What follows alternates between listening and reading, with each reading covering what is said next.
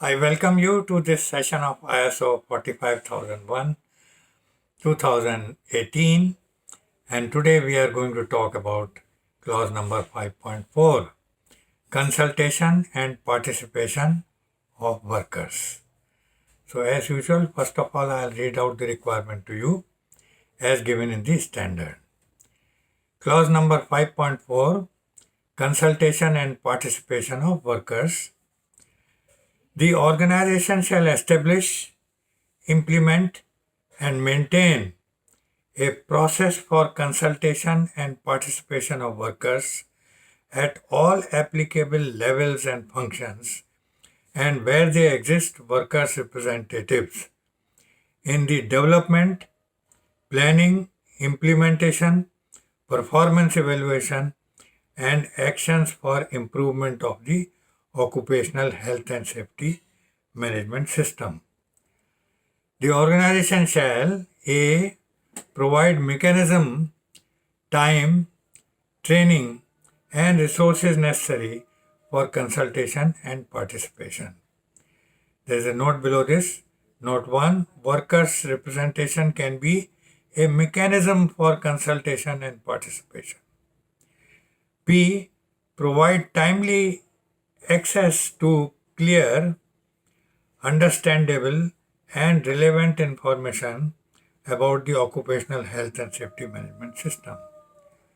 C. Determine and remove obstacles or barriers to participation and minimize those that cannot be removed. There is a note below this, note 2. Obstacles and barriers can include failure to respond to workers' input and suggestions, languages or literacy barriers, reprisals or threats of reprisals, and policies or practices that discourage or penalize workers' participation. D. Emphasize the consultation, seeking views before making a decision, of non-managerial workers on the following. Number 1. Determining the needs and expectations of the interested parties. Number 2. Establishing the occupational health and safety policy. Number 3. Assigning the organizational roles, responsibilities, and authorities as applicable. Number 4. Determining how to fulfill legal requirements and other requirements. And number 5. Establishing occupational health and safety objectives and planning to achieve them. Number 6. Determining applicable controls for outsourcing, procurement, and contractors. Number 7. Determining what needs to be monitored, measured, and evaluated. Number 8. Planning, establishing, implementing, and maintaining an audit program. And number 9. Ensuring continual improvement. And E. Emphasizing participation of non-managerial workers in the following. Number 1. Determining the mechanism for their consultation and participation. Number 2. Identifying hazards and assessing risks and opportunities. Number 3. Determining actions to eliminate hazards and reduce occupational health and safety risks. Number 4. Determining competence requirements, training needs, training and evaluating the training. And number 5. Determining what needs to be communicated and how this will be done. And number 6. Determining control measures and their effective implementation and use. And number 7. Investigating incidents and non-conformities and determining corrective actions. And there's a note below this, note 3. Emphasizing the consultation and participation of non-managerial workers is intended to apply to persons carrying out the work activities but is not intended to exclude, for example, managers who are impacted by the work activities or other factors in the organization. And note 4, it is recognized that the provision of training at no cost to workers and the provision of training during working hours where possible can remove significant barriers to workers' participation. This is a slightly longer clause, and anyway, let us discuss this clause in more detail now. See, as we understand, the organization has to see, there is lot of emphasis on workers, consultation with the workers and their participation within the organization. Particularly in ISO 45001 2018, this clause has a very big importance, and we must all understand that this is a very important aspect of occupational health and safety. And the organization has to establish, implement and maintain a procedure. See, the organization has not only to act on the requirement, but also have a procedure how the consultation and participation of workers shall be dealt within the organization. Now, please try to understand that consultation is seeking views of the workers before making decision. That is consultation. Seeking views before making decision is consultation. And the participation is involvement in decision making. That is participation. If you are involving them, that means the workers are participating. So involvement in decision making, that is participation of workers. So with this understanding, let us try to understand the requirement. The organization shall establish, implement and maintain a procedure wherein we will describe clearly how consultation and participation of workers shall be dealt within the organization at all levels and functions within the organization, and the workers' representative included in that. So, at all levels of the organization, the workers are supposed to be taking part and they have to be consulted. So they have to participate and also they need to be consulted. That means we have to seek their views before making any decisions and see that they are involved in the decision making in every aspect. Now the standard says further that the workers' representatives have not to be excluded, they have to be included in this. In the development, in the planning, in the implementation and performance evaluation and actions for improvement of the occupational health and safety management system. So for all these aspects, we have to see that the workers and their representatives are involved. I will once again repeat, we have to ensure that they are involved in the development, in the planning, in the implementation and performance evaluation and actions for improvement of the occupational health and safety. The organization shall, there are various aspects given in this requirement. A, provide mechanism, time, training, resources necessary for consultation and participation.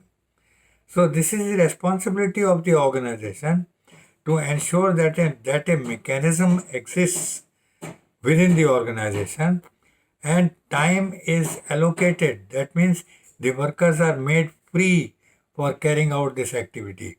And they are also trained in this aspect as to how they are going to deal with various things and how they can give their suggestions and what is the manner in which they should contribute to all these activities. So they have got to be trained and necessary resources for this. If they need a notebook or a dot pen or a pencil or anything, that resource must be provided to them. So for consultation and participation, the management is supposed to provide various aspects related to this. That means the time availability, the training, the resources necessary for consultation and participation. Now there is a note, workers' representation can be a mechanism for consultation and participation, of course, that we have seen even initially also. So workers' representation is definitely a mechanism for consultation and participation of workers. Now we come to B. Provide timely access to clear, understandable and relevant information about the occupational health and safety management system. So total information with regard to the health and safety management system has got to be understood by the workers. What are the procedures in place? What aspects are there which the organization has assessed? So they have got to be trained and they have got to be provided with this knowledge. So timely access to a very clear understanding of the relevant information about the occupational health and safety management system. This has to be provided to the workers. Now we come to C. Determine and remove obstacles or barriers to participation and minimize those that cannot be removed. See, if the management sees that there are certain barriers in the participation and consultation with the workers, then the top management is supposed to ensure that these barriers are removed so that participation and consultation with the workers becomes effective and their views are taken, things are discussed with them freely, and they are able to contribute to everything within the organization relating to occupational health and safety. There is a note to obstacles and barriers can include failure to respond to workers' inputs. See, these are the obstacles and barriers, that there is input coming from the workers, but the management is not responding to that. So this is one of the obstacles and barriers, which means that this obstacle and barrier has to be removed by the top management. So we are supposed to respond to the workers' inputs and their suggestions. Or if there is any language problem or literacy barrier, then we have to solve that issue. And reprisals or threats of reprisals, this is very common. This may happen. So we have to ensure that nobody is giving them threats that they should not participate, or there is a threat for reprisal or reprisal happening against a worker. That has to be avoided at all cost. Or any such practice of reprisal, this has to be discouraged, or penalize, or penalization of the workers' participation. If there is anything coming to the notice of the top management, this obstacle has to be removed. Now we move on to D. Emphasize the consultation, seeking views before making decision. As we have seen, consultation is nothing but seeking views of the workers before making decision. And emphasizing the consultation of non-managerial workers on the following. That means the supervisors and workers representatives. So they need to contribute to the following things.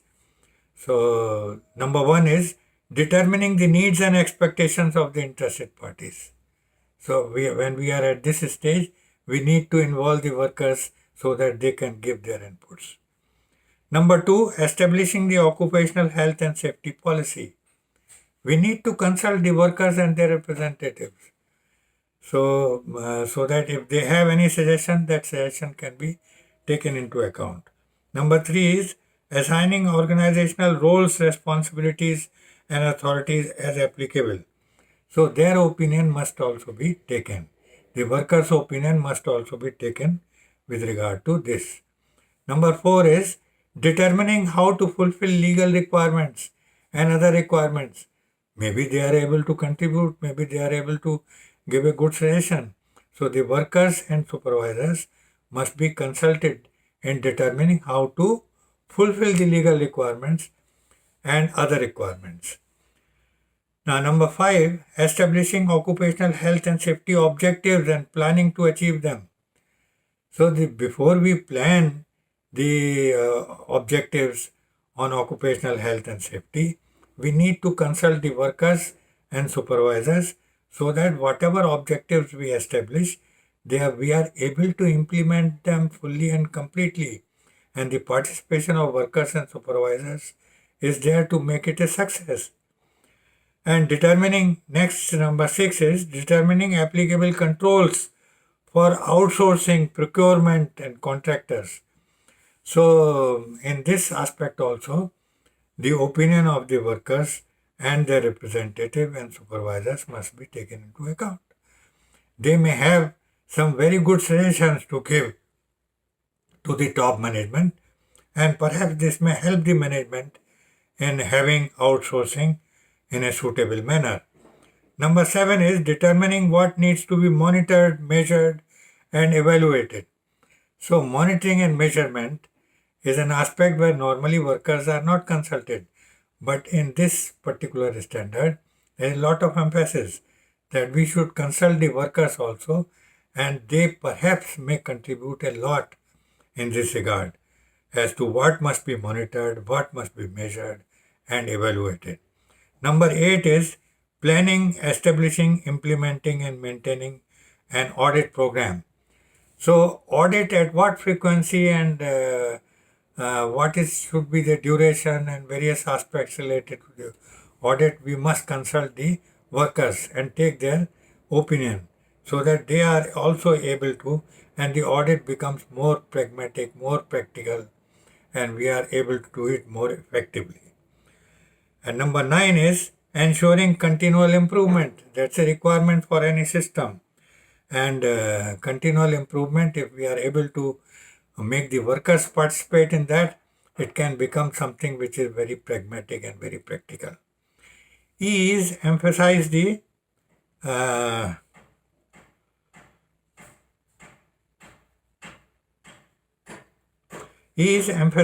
participation, involvement in decision making of non-managerial workers in the following.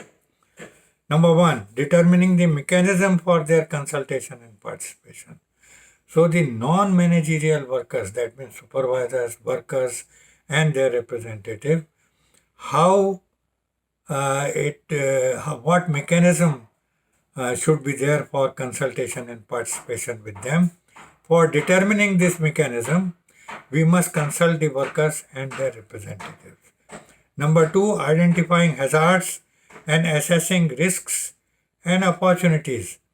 So here the workers can really help because they are the people who are actually carrying out the activities and they understand the hazards involved better than anybody else and assessing risks and opportunities. So their opinion must be taken to identifying the hazards and assessing risks and opportunities. Number 3 is determining actions to eliminate hazards and reduce occupational health and safety risks. So once they are able to diagnose and understand what hazards are there, perhaps they may contribute also to how to overcome that hazard. So their opinion must also be taken for eliminating hazards and reducing the occupational health and safety risks. Number 4 is determining competence requirements, training needs, training and evaluating the training. So for all this, what training is needed by them, how training should be, to what time and what time frame should be chosen for providing training, and how training should be evaluated. So let us take the feedback of the workers on this also. They may be able to contribute a lot. Number 5, determining what needs to be communicated and how this will be done. So the needs of communication, we need to communicate with the workers and supervisors and everybody. And what should be the method of communication? Let us seek their opinion. So they may contribute a lot in this. That was number 5. Number 6 is determining control measures and their effective implementation and use.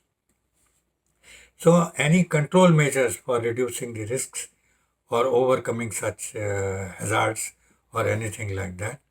So the control measures and their effective implementation, for this we should seek the help of the workers, seek their opinion and take their opinion into account in implementing this aspect. That will help us. And investigating incidents and non-conformities and determining the corrective actions. So wherever we are investigating any incident, if that has happened, we should take the help of the workers so that we are able to reach at the root cause of whatever incident has happened and non-conformities have happened, and determine the corrective actions in a correct manner. So we shall be more effective in this if we seek the opinion of the workers. And there is a note number 3 under this: emphasizing the consultation and participation of non-managerial workers is intended to apply to persons carrying out the work activities, but is not intended to exclude, for example, managers who are impacted by work activities or other factors in the organization. So this is a caution given that we need not exclude the managers who are not involved directly into this, but they may also be able to contribute in a big manner.